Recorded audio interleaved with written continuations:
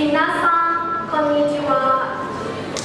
時にはなぜか大空に旅してみたくなるものさ。気球に乗ってどこまで行こう。風に乗って野原を越えて雲を飛び越えどこまでも行こう。そこに何かが待っているから。そこに輝く夢があるから。時にはなぜか大空に旅してみたくなるものさ。